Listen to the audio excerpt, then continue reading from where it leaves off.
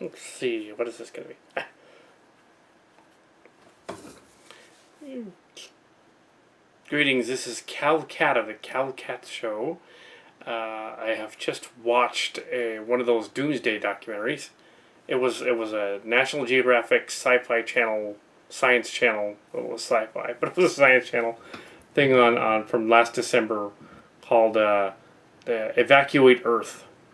It has suggested that a neutron star flies into the solar system and it's going to wreck the Earth in 70 years. So they build a spaceship, like an ONeil colony, and they launch the spaceship at the end.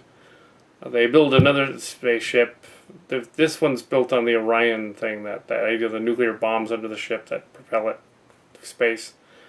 The other ship was an antimatter ship that, of course, blows up because they're the bad guy ship, sort of. A very science fiction-y and cheesy. Now, I've been to some of these science fiction forums and panels and things from all of those Baycons, and I've read about quite a lot of that stuff. The space elevators, and which they didn't use in this one, oddly enough. They didn't use the Bussard ram scoop either, which was a space propellant thing. The space elevator is a nifty science fiction device where they essentially make a carbon nanofiber elevator up to a space station from the Earth, which would encircle the Earth once in order to get up there, which would be ridiculous. And although they think that that's the current idea, they have less rockets and stuff.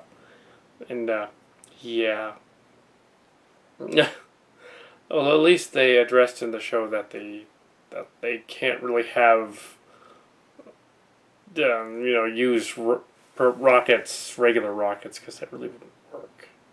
Actually, they would run out of fuel a long time before they even built the ship. The only feasible thing to do if you're going to build a 10-mile long ONeil colony. An ONeil colony is a big cylindrical ship. They spin it. Similar to something out of Arthur C. Clarke's books, Rendezvous with Rama. Also, it has this, like a artificial sun in it and stuff. The people on board the ship are chosen by this genetic lottery, which is kind of silly.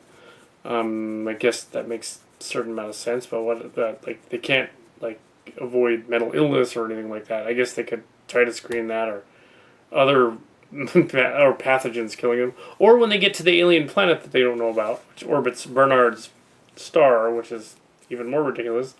That that they would be able to breathe in the atmosphere. Kind of suck if they travel for 88 years, traveling a distance of 6 light years, going relativistic. Somehow, how they got there, I don't know, but yeah.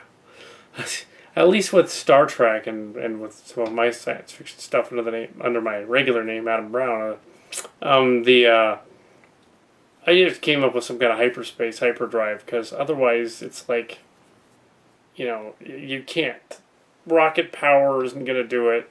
Blowing up nuclear bombs behind the ship isn't going to do it. It's going to radiate whatever you're flying away from. You can't do it that way. You can have a generation ship, that's fine.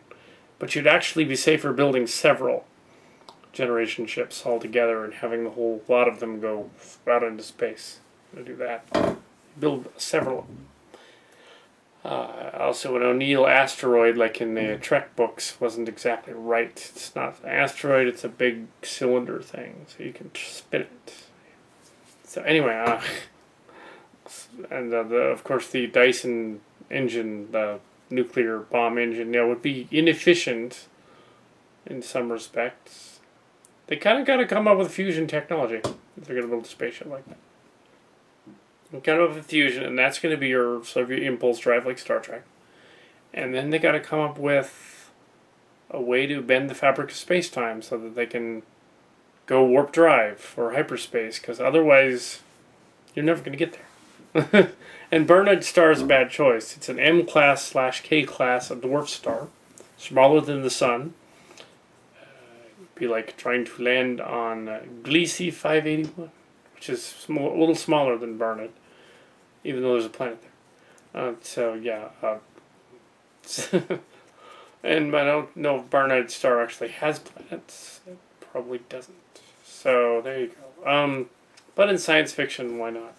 But this was supposed to be a National Geographic what-if speculation thing, so it was like one of those doomsday things.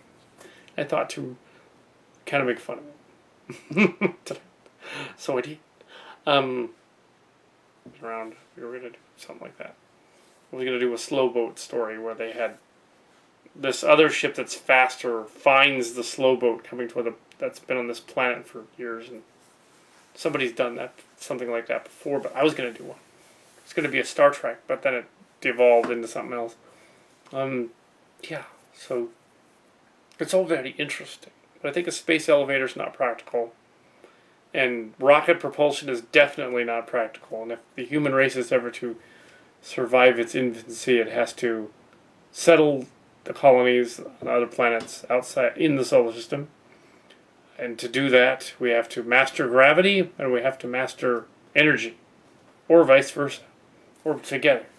We have to figure out how to create clean energy, not just clean energy, but create energies that don't rely entirely on the burning of fuels, which clearly would be a waste of energy.